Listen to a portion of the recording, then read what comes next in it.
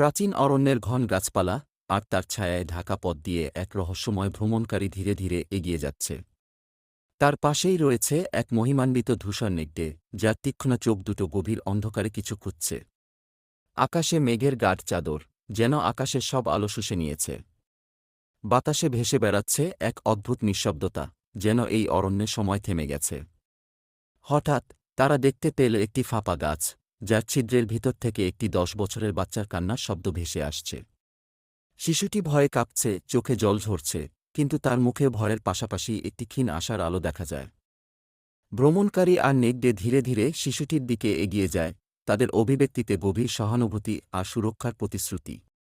অরণ্যের গাঢ় ছায়া আর মেঘাচ্ছন্ন আকাশের নিচে এই দৃশ্যটি যেন একটি জীবন্ত চিত্রকর্মের মতো, যেখানে প্রতিটি উপাদান একটি ভুতুড়ে, রহস্যময় পরিবেশের সারমর্মকে ধারণ করে।